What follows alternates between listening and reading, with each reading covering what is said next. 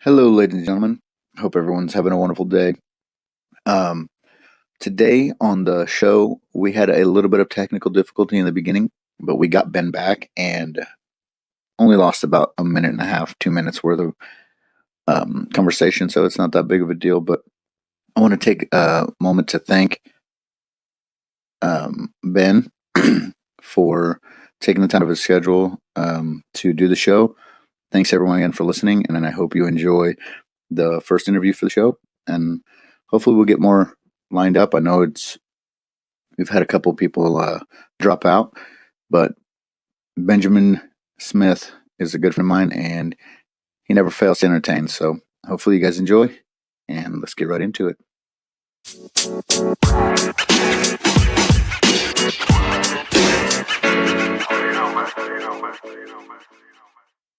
Hey man, I lost you there.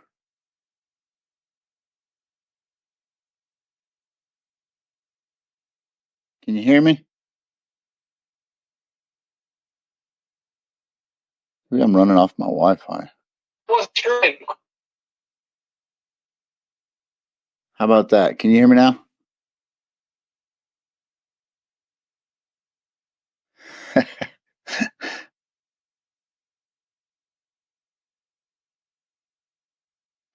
No, Ben, I can't find you. There he is. Ah, there we go. There we go. We're back in. Yes, yes, yes, yes. All right, back to where we were. So North Carolina treating you good. Treating me good, keeping me employed. Still working at the ice rink. Yes. We just reopened to where we're now having kids camps during the week. Okay. And there may be private events at night, but there may not be too. I don't know how that works out. I hear that. That's kind of the way jiu-jitsu's been working. You know what I mean? Yeah, I know some places that let you maybe come in and teach like a Zoom class so long as you don't have more than a couple people, but yeah, I don't think they're really ready for rooms full of like sweaty men rolling with each other yet. Yeah. Yeah, I got you there. Yeah, for those listening that don't know Ben trained with me back in Mattoon, Illinois before he made his big move to the Carolinas. Ben, that's been what we met probably like 5 years ago. So, it's been about 5 years. Been about 5 years, man. It's crazy. I remember thinking whenever I first saw your tattoo on the foot, I remember thinking, man, that's either the ballsiest move I've ever seen, or he's going to regret that for the rest of his life. I tell you what, I do not regret it. However, it hurt. I bet. Hey, I'll tell you what, man, you've hung in there longer than most, so I'm proud of you for that. I mean, it's crazy to think it's been that long, but it's pretty impressive as well. You know, seeing videos of you out there competing still, doing crazy things. You've been doing MMA fights and stuff. I see this. Wild man. I've had an interesting journey for my white belt career. I can look back and be like, I did a lot of crazy shit, but I was still a white belt. You did. I lost the passion. I'm still enjoying myself, and at the end of the day, that's the main thing. For sure. And out there, you're at Brunson MMA. Is that where you're at training currently? Yep, I'm currently training with Brunson's MMA and Fitness, located in Wilmington, North Carolina. Boom. And it's not the place I thought I was going to be training when I moved out here in North Carolina, but like that saying goes, you want to make God laugh, tell him your plans. Yeah. And I got here, and the land of milk and honey just didn't taste so sweet. And I went around looking at different gyms, and I found where I fit in, and I haven't looked back since. It's a great opportunity. Amazing training partners, amazing coaches. People are there because it's not just a paycheck, it's a passion. Yeah. You can tell they really are invested in not only themselves, but those around them. it's really a great thing to be part of. Yeah, that's important. It's really nice to hear that you found something like that, because there's a pretty big scene in that area, and seeing a lot of the gyms and the names that people think of when they think that area. Sometimes those formal, I mean, I'm not bagging on them. It's whatever, but sometimes when it's super formal like that, it's just it's not as I don't know, liberating, and you're not able to focus on what you want to do. You're kind of worried what you shouldn't do. And I don't like running, our gym that way. So it's pretty nice that you found somewhere that you feel like you fit in and get to continue learning. And it's also like it's an MMA/fitness gym. So of course you've got striking classes. Mm-hmm. Then you have cardio kickboxing classes. And I'm not gonna lie, I originally saw them, I was like, I'll school these soccer moms. I'll go in there and show how to do a 1-2 and a pro cop head kick. Like, they're so tough, those classes. It's like you get out what you put in. Yeah. But if you put it in, man, I've literally been thrown up. Like, and I don't get that way from jiu-jitsu, but those cardio kickboxing, man, those soccer moms are mean as hell. I bet. I see them hitting them bags pretty hard out there. Yeah, they make the chains rattle, for sure. For sure. Oh man.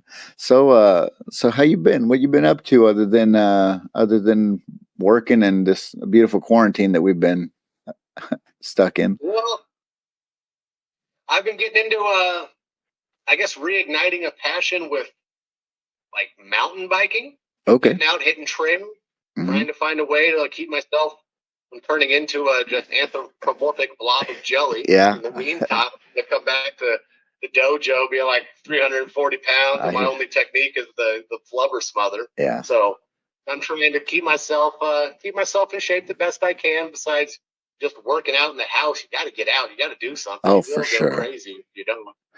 Yeah. So I would say cycling, of course, skating, hockey, all that stuff, but I can't do that now. I just have to go and watch other people enjoy it. That's tough. That's like when you're injured at jiu-jitsu and you just got to sit on the sideline.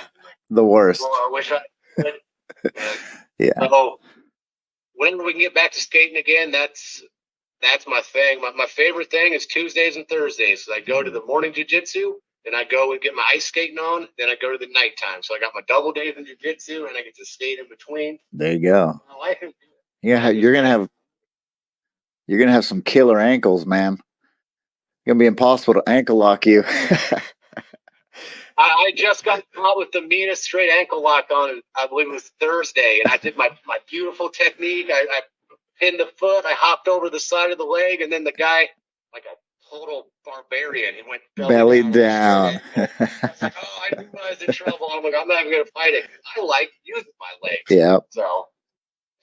Yep. That's amazing. So you guys have any plans for, as far as when this, I don't know, quarantine is lifted? Do you have any goals or any aspirations for being freed up, getting to do whatever you'd like? I've had the meanest hankering for sushi, like big. Oh, I hear that. I Yeah. I just want to go devour basically the. I imagine I'll probably hit that up when I can. Yeah. I just want to see what the tournament scene's going to be like and who's opening up where. If it's going to be point, it's going to be sub only. Yeah. Hell's bells! My birthday is March 28th, and there was a judo tournament in Raleigh, North Carolina. And I'm like, that's going to be my birthday present to myself. I'm going to enter my first ever judo tournament. Yeah. And then it happened, and it just wasn't meant to be. But yeah, hopefully there will be more, and when they are, I'll definitely be getting it. Yeah. I'd imagine when this is all over, the tournament scene is going to be pretty insane. I think it's going to be packed. I think people are going to be wanting to get out there and prove something, and honestly, just get back to being able to compete. As far as you said, you had something lined up for March. I actually was going to be up there. I was going to do the DC Open in April. I was scheduled to fly out, and I was going to compete with the team up there. I was actually going to see if you were going to be out in that direction, and then all this happened. So, but yeah, I'd imagine it's going to get pretty wild out there anywhere. But I did see, I think August there are still tournaments scheduled for August. So hopefully, something can happen by then, but you know, who knows? Who knows what these phases or whatever it is that they got going on are gonna let us do. Yeah. I mean, if you watch the news, they'll scare you enough to make you want to stop watching it. Yeah. So every now and then I gotta step away and be like, all right, just like it's okay to go outside, not gonna burst the flames. Yeah. You never know, man. It's crazy, and every single news source is saying something different. So it's you know what's going on. So do you follow any of the pro jiu-jitsu um, fighters or anything? I mean, not really. I see like recaps of events, or every now and then there'll be like fight to win Baltimore, or maybe they're in Denver, wherever they're at. There may be some guys who it's like, oh, I like that cat. Yeah. He's competing against him. But I mean, I'm not like, oh, Jose Becerra coming up, fight to win Memphis. Yeah. But, I mean, I keep my eye on stuff, but I wouldn't consider me to be like a follower on a lot of the pro events. The pro events. I got you. I mean, obviously you got the big names that you probably hear all the time, the Garys and the Gordons and all those characters, but I just didn't know if you guys had anyone. I know you guys got Lucas is up there around your area, isn't it? Lucas Lepre. Yeah, Lucas Lepre, big gym there in Charlotte. And that was one of the reasons, besides like getting away from all the snow and the winters of the Midwest, is that there was a larger jiu-jitsu scene than I actually thought there was coming down here. Yeah. And it's been interesting seeing people and just meeting guys at different events and then going to their academies if they have seminars or things of that nature. And it's kind of fun. I mean, jiu-jitsu itself is a small community, but there's kind of like a decent sized pond of competitors down here in North Carolina. Yeah. It worked out for me. I could have picked the worst place to go. Oh, for sure. I like I asked before, this was probably a couple months ago when I asked you about how the super fight scene was up there, or tournament scene, to kind of come up and do, a couple matches or something. I was actually looking at the area, and I think it's bigger than it is here over there. I think you got quite a variety of even styles, because Lucas is like a pretty gi, favored, kind of jiu-jitsu, but I see a lot of MMA gyms. I see a lot of jiu-jitsu that's no-gi based and maybe geared towards MMA. And that's kind of like what's big right now in the pro scene as well. So it's kind of interesting to see how many teams there really are up there in your area, that is. As far as the ones you've competed at, which one would you think is your favorite as far as tournaments? I'll tell you, probably one of my favorite ones, and I don't know if it was just because like I had probably by my measuring stick, probably the best performances that I've had as far as competing, or if the fact that the gym where it was held was just, I've never seen anything like it. Okay. All right, we're going to go on a little journey, so bear with me here. I'm with you. In western North Carolina, there's a town called Asheville, North Carolina. It's an interesting place, man. It's like an amalgamation of just like crunchy mountain hippies and really forward-thinking people, and it's interesting. It's beautiful, if nothing else. Just you can go and just vibe on it. It's fantastic. But there's 2 gyms in the area, and they put on a white belt only tournament. So here comes Ben Smith, the 5-year white belt. Like, what is that? And, the no-gi portion, which is funny for an all white belt tournament, the no-gi was like Eddie Bravo rules. Basically anything goes. And then you had that like Eddie Bravo Yeah, the overtime rules, yes. So no-gi was like, hey, rung what you brung. Right? But the gi was like IBJJF, straight ankle locks only. Yeah. Don't rip the knee, don't twist the spine. Yeah. No fun. But so it was held at this gym, and oh my goodness, it's basically on like a bit of acreage.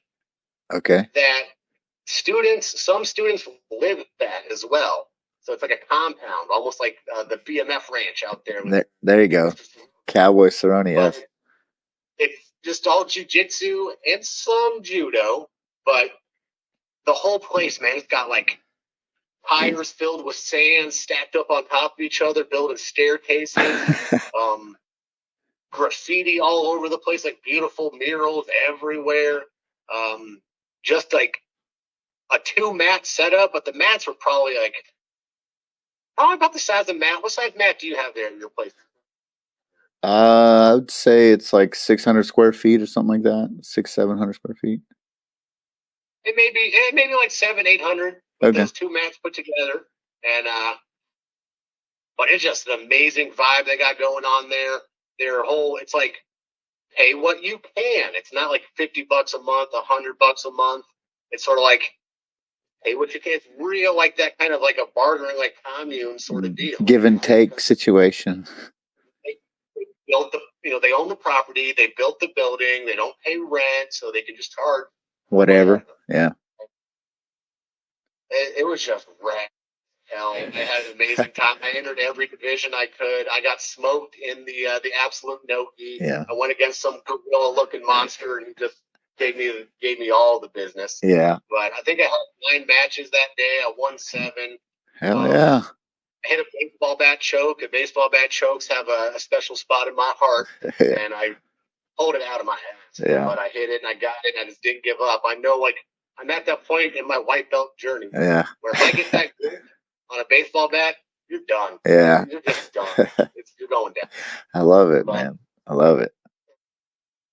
That same gym, around the Halloween time, it was like a charity grappling event. I saw that. Oh, so rad. They got a sake brewery. Like, they brew sake. Why brew in beer? Nashville. Naturally, yeah.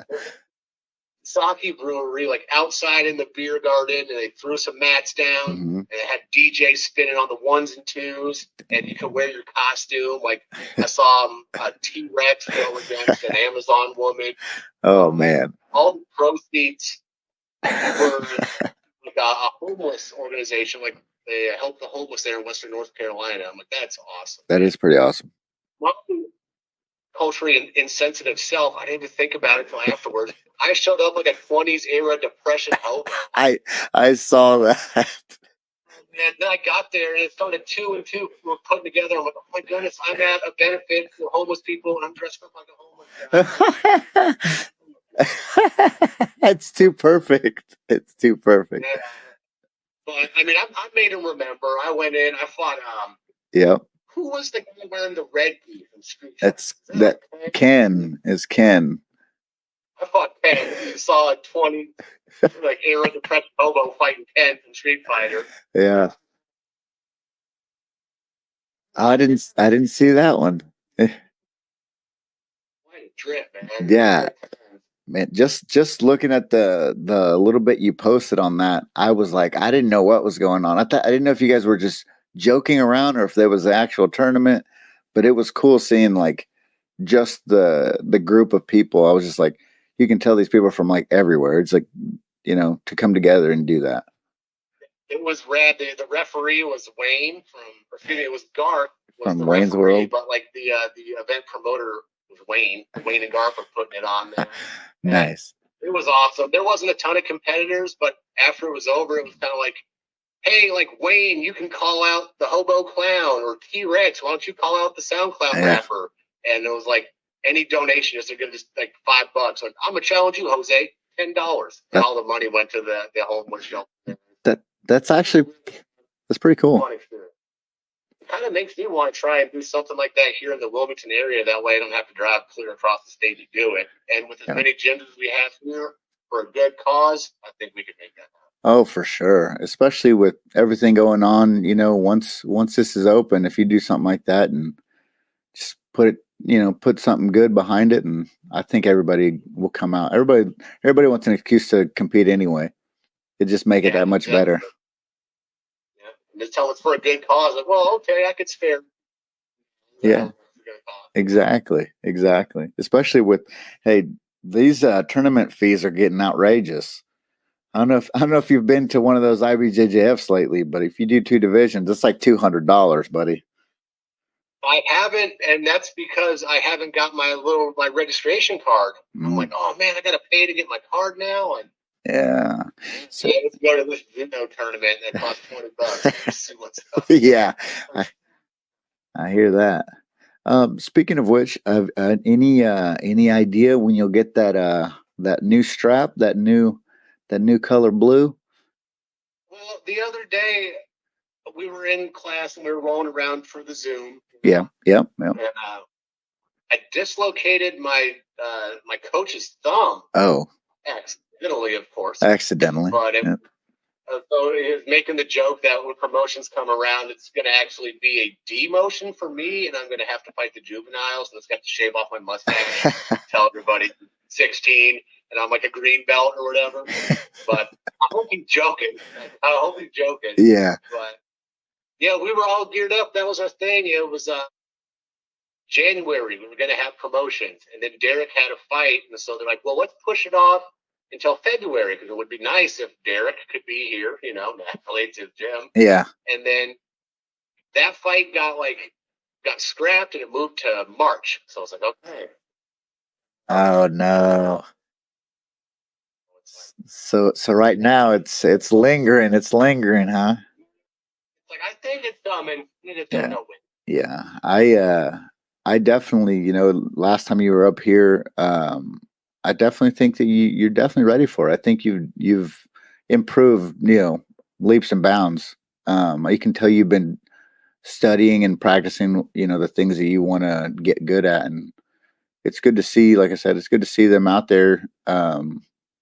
You having the team and all, and I've been excited and waiting. Just kind of like keep checking. Like, has he got it yet? Has he got it yet? Oh, I know. Hey, man, I wore mine in my shorts and shirt, my T-shirt for like 3 days. So don't feel bad if man, I'm excited for it, man. I'm excited to see, like you said, what's going to happen after everything gets lifted. Here at the gym, it's not being able to go normal schedule or every day is killing me. I feel the same way. I don't want to be just a mass. I want to be, in somewhat shape whenever I'm trying to go back. I actually had lost a lot of weight before this quarantine, and I've gained it all back. It's not good. Not good. I just tell them it's bulking season, like I did in high school. Exactly. I'm sacrificing a little flexibility, but that's natural. The attack on the mass. It's right. That's right. So with your I wouldn't say jiu-jitsu style, but your grappling style, would you do you have any like favorite practitioners or anyone you looked up to or tried to like emulate or anything as you've been coming up? Miguel Torres, like, for sure, totally. Won't even lie about that. Yeah. And thankfully, I've had an opportunity to train with him on several occasions back when I lived in Illinois. Yeah. Maybe 4 or 5 months ago, he came down here to the Raleigh area to do a seminar, and I was able to go to that gym. That was a trip, let me tell you, brother. Okay. Probably about a year ago, I got invited to do like a slap jitsu tournament, right? Ooh, little combat. Combat. Mm-hmm. And the matchmaker / promoter got a hold of me on Facebook and said, will you fight so-and-so? And I was like, hell yeah, dude. I don't even know who that is. I don't care who that is. I just want to get on the card and make them remember. Yeah. Well, then I looked up who the guy was, and I was like, oh, goodness, getting a little nervous. I believe he's like Masters 2. Okay. Maybe Masters 1. I don't know. But I know he won Worlds. This last year he won Worlds. He won Pan Ams. He won British Nationals. Like, he won. Stacking the chips. Yeah. Like, oh, man, okay. And this was like shortly after Worlds had happened, Master Worlds out there in Vegas. In Vegas, yep. I remember seeing Miguel out there because he brought one of his big friggin' workhorses of a stud out there. Yeah. And Miguel was getting pictures with that guy's coach, the guy they asked me to go against. Yeah. The dude beard, and we just like, he's just a unique individual. Like, you see him, hey, it's that guy. I'm like, holy shit, it's that guy with Miguel. And I got a hold of Miguel. I'm like, Miguel, I don't know if you know this guy. I know you met his coach at Worlds. And he's like, oh, hell yeah, I know that guy, blah, blah, blah. Well, that fight eventually ended up falling apart because the matchmaker / promoter, he's an active MMA fighter, and about a month beforehand, he had an MMA fight. He took a knee to the eye in like 30 seconds and just shattered his orbital bone. And did emergency surgery. So he's like, guys, I can't do the show. Like, I have to get my face put back together. I apologize. He had Wagner Rocha come in, do like guest referee / seminar and stuff. Nice. But he still had Rocha come in to the seminar, but unfortunately, the event fell apart. Okay. But okay, fast forward months later, that same gym with the former, number 1 ranked guy and that gnarly dude with the huge beard, they were the gym that had Miguel come down and teach the seminar. Like, holy shit! And they got to go. They got to meet that guy. Like, nice to meet you. They're the coach who owns the academy there. It's called Shell Shock Jiu-Jitsu. Okay. Oh, where the hell are they? They're from. It's a 2-part name. I butchered. Okay. They're through. Oh goodness. I think it's like Joe Moreira. He's like a coral belt now. I'll send links. I post that. Got you. I have side control book from his. It's like 100 techniques, all from side control. I love side control. There you go.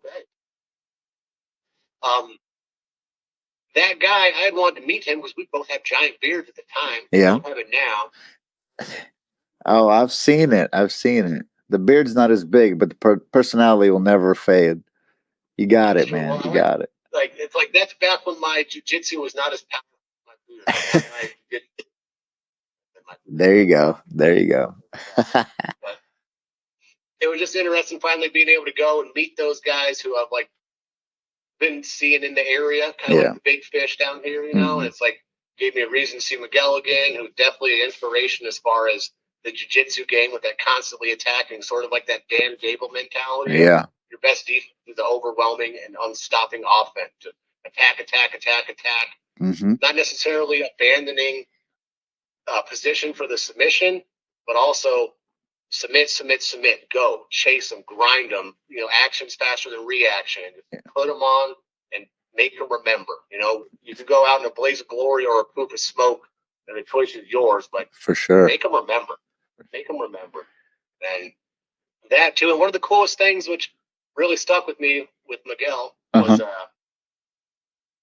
the idea of like gi versus no gi and the awesome, amazing things you can do with lapels and spider guards and all that you can't really do in no gi, but like vice versa, those awesome magical moves of no gi, they don't disappear just because you put on the magic pajamas. Yeah. Like a no gi bat choke is still there. Yep.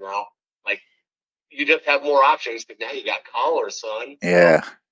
Yeah, I think, I can really do this and that, like, yeah, in the transition from gi to no gi, there's some stuff that just does not translate. But that stuff you learn in no gi, you can use it in the gi too. It may be a little tougher sometimes because of the friction. Yeah. But you can still get it. You can do it. Oh yeah. Don't abandon stuff. Yeah, I feel like slows the game down a little bit, but definitely more practical.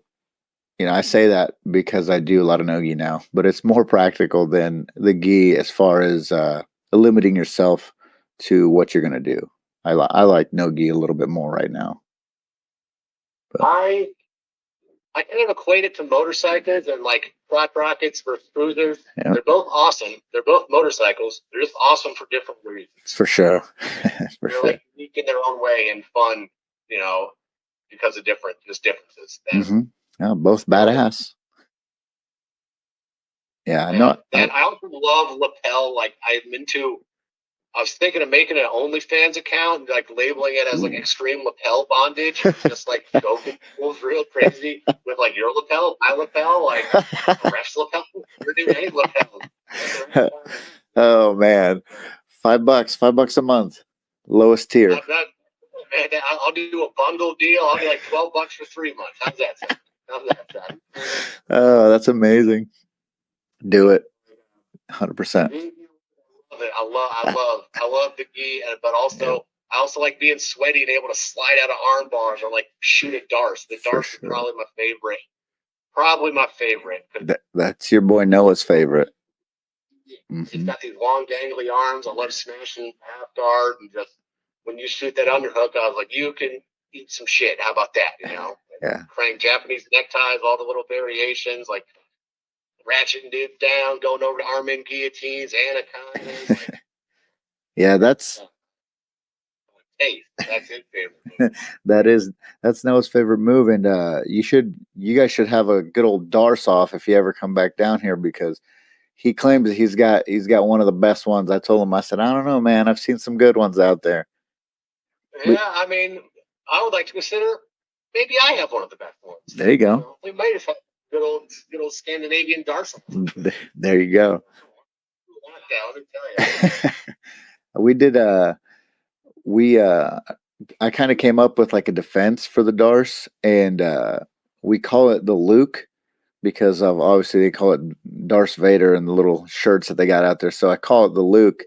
Little kryptonite for that. But he hasn't been able to Darce me in about 3 months, and that's pre-quarantine. So I'm ready to try it out on someone else, someone powerful. So let's see.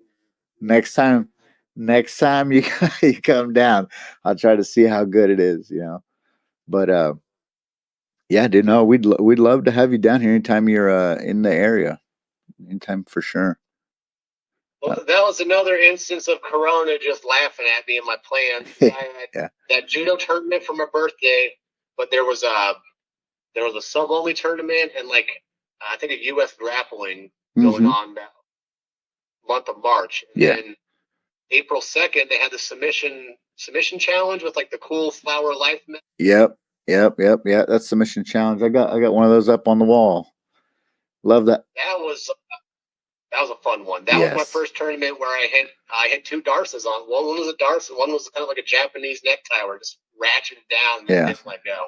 But they were having one in Grand Rapids, so I was like, hell, I'll do all these gnarly tournaments Mhm. in March. April 2nd, I'm going to be up in Grand Rapids visiting friends. I have friends that have moved up there. Yeah. I figured I'd stop by the gyms on the way, and you guys are definitely on the way to Michigan.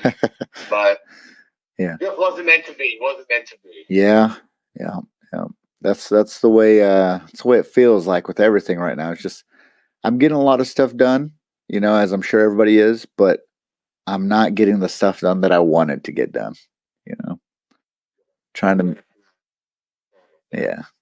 Yeah, I got a lot of house projects done, but who the hell likes to do work when you're not getting paid for it? So,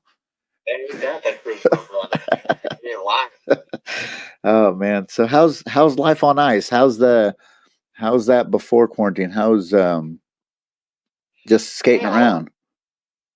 It's not bad. Let me ask you a question real quick. Gotcha. Because I can't see. I don't have a clock. What time is it? Oh, you got the time. I got you. I got you. It's 2:43. So 3:43 by my East Coast time. Yes. 3:43. Okay, cool. I gotta leave here at 4 o'clock my time to get to work. Speaking of how the ice is going, I do work tonight, but I made time to be on here because, like the saying goes, if it's important, you'll find a way. If it's not, you find an excuse. I appreciate it. A few glitches trying to get this going. I'm glad we were able to finally do it. Me too. I appreciate it. I appreciate you making time. We'll do that. We'll get another. Let's see, another 10, 15 minutes in, and we'll hit the road. Life on ice is fantastic. Yeah. I was saying earlier before we got cut off, I started skating back in first grade. Started playing hockey in third grade, and it's just like been a giant passion of mine. I remember telling my mom the first time I saw the Zamboni resurface the ice, I was like, I want to drive that. Maybe one day. Yeah. Well, it only took 30 years, but that one day now, and I'm officially licensed and I can rock and roll on the Zamboni. And Nice. That's like a dream come true. Plus, Hey, man. pay me. And yeah. They pay me extra because it's like, hey, you can do this. Not many people can. Yeah. So the dude who was teaching me, he was like, I'm not blowing smoke, but I've been doing this for 15 years, and you're picking this up probably better than anybody I've ever seen. Like, well, maybe it's a Midwest thing because, like, dude, we don't have snow down here. Like, they'll cancel school because it's like. Oh, really? Inclement weather. But I was telling him, it's like, up north, like every kid by the age of 3 knows how to drive a car 100 miles an hour on the snow. Like, they may not be fighting for anybody until they're 9.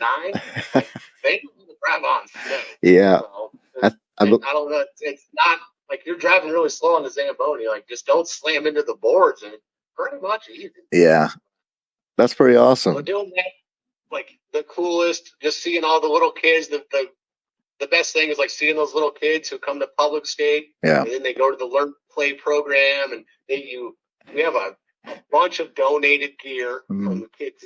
Kids grow so fast, they go elbow pads, shin pads, pants, shoulder pads, helmets, and so a lot of people just donate that, knowing that we have programs to get these kids involved. And so you go back there, I size them up for the right protective gear, little tiny gloves I can barely fit my fingers in, and they're out there just like standing up long enough to fall back down, but loving it.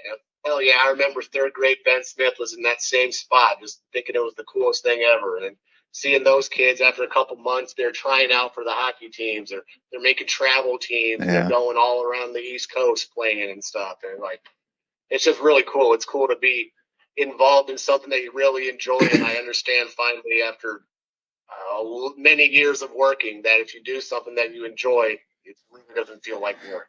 It's 100%, 100%, man. That's why I'm trying. That's why I put everything aside and did the gym. I was tired of working those jobs that I just knew I wasn't made to do. It's not what I'm built for. I cooked for a solid like 18, 20 years, and I liked cooking. Mm-hmm. I didn't love it. I was good at it, and I liked it. And that's the thing about the restaurant biz. Like, it's always going to be there. And I was telling my last employer, like, I think I'm just burnt out, man. And I want to do something else. And he was telling me, like, how many kitchens have you worked in? And there's people that are just pissed off. That's because they know they're burnt out too, but they want to admit it to themselves and go out and try something new. Yeah. So, like, he wasn't mad that I left. He's like, if anything, you're straight up with me and you're being honest and you're going after something you want to do. So do that. And if you want to come back to the kitchen, like, it's always going to be here. There's always going to be restaurants. There's always going to be people that want to go out someday and eat. So that's very true. I want to get back into it. I know I have years of experience, but I remember just thinking, like, I never once ran home from school and wanted to go play chef. I ran home and wanted to go play hockey. Yeah. My brothers. Exactly. Like, things I want to do. Like, no looking back. Oh yeah, no, I'm glad you found something that you're that passionate about. It sounds like you're a perfect fit for that job, really. It sounds like it fell right. You fell right into its lap, or it fell into your lap, whichever way you want to look at it. But I'm glad that you're out there. I'm glad you're doing well, and I know time's crunching and got to get to work, but I want to take time to shout you out, at Kneebar Buffet on social media. Benjamin Smith, I appreciate you. Thank you for taking or giving me that one chance, as the show is called, and hopefully we can get you back on. No technical difficulties, and we'll do it again. For sure. I look forward to it. Again, thank you for the invite. Keep doing what you want to do, and chase your heart or whatever, man. Like, don't let your dreams be dreams. Follow your dreams, have fun, and just, do what makes you happy. At the end of the day, you're the only one that's got to look in the mirror. You know what I'm saying? 100%. If you can go to bed being okay with yourself, that's what's up, man. Yeah. All right, man. Well, I thank you, and have fun at work. do I don't know, do what it is makes you happy. We'll see you later. Thank you, man. Have Gotcha. a good night. You too, buddy.